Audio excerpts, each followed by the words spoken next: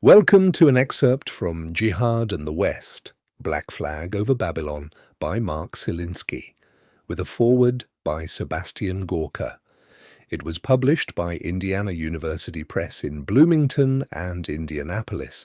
This reading is presented by Kensington Security Consulting, which brings education to national security. Profile 4. The ever-angry Mr. Bukhari wants his shoe back. Asghar Bukhari is a leading voice for angry Muslims in Britain. A founder of the Muslim Public Affairs Committee UK, he discusses world events on European television and radio. He has appeared on Sky News, Russia Today, the BBC, the VIP, the James O'Brien Show, and many other media outlets to discuss the Islamic State. He has a supportive audience. Some viewers see his analysis of Islamic-Western relations as conspiratorial and incoherent. Others see it as insightful. When he speaks on television talk shows, bearded men and hijab-clad women in the audience clap, smile, and nod in agreement. He defined the caliphate as a Sunni uprising. Its members are not terrorists, and according to Bukhari, they do not pose a significant threat to Britain. ISIS is not the problem. Rather, Western elites are intent on forging a new Sykes-Picot version of the Middle East. Muslims are the most oppressed people on earth. We have been denied our freedom, our equality, any justice, and even the right to tell the world our own story. The public intellectual Douglas Murray accused him of living in intellectual fever swamps. Whatever the case, Bukhari is convinced he is being stalked by Zionist agents. He cites a recent break-in at his home by Zionists as an example.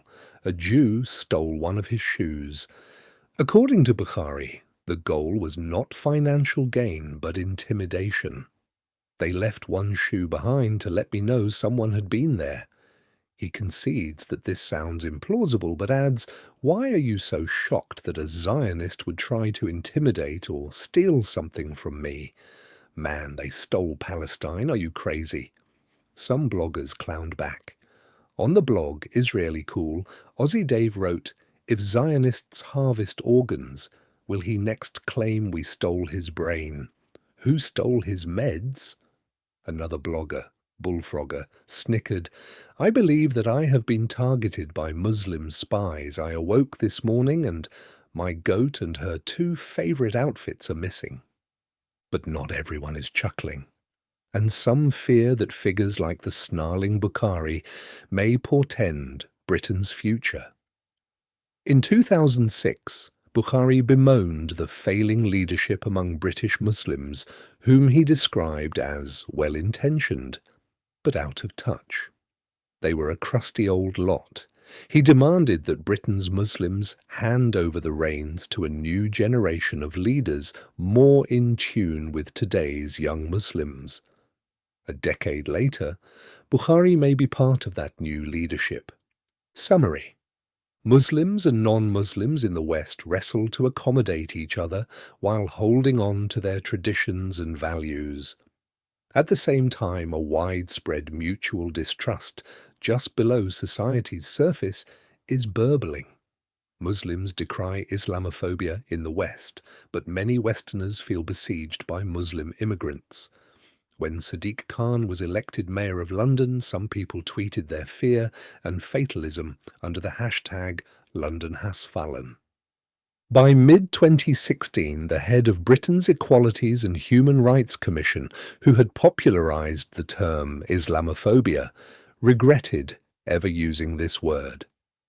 In self-effacing candour uncommon among senior public officials, Trevor Phillips publicly admitted that he had been well-intentioned but naive about the blistering Muslim integration into British society.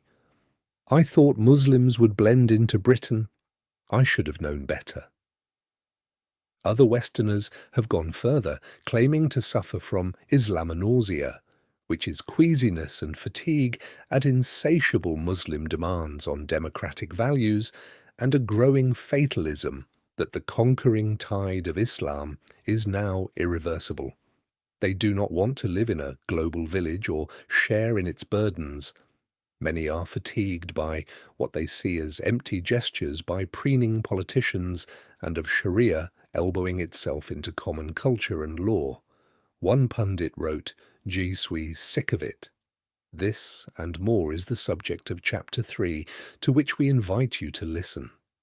This concludes a reading from Jihad and the West, Black Flag over Babylon, by Mark Silinsky, with a foreword by Sebastian Gorka. If you enjoyed this, please consider subscribing and pressing the like button. Jihad and the West is available for purchase online and in select bookstores worldwide. Dr. Silinsky's latest book, Cauldron of Terror, Hamas, Israel and the World, will be available for purchase in spring 2026. Nothing in this reading or any other reading in Jihad and the West represents the official position of any person or agency of the United States government. On behalf of Kensington Security Consulting, thank you for listening.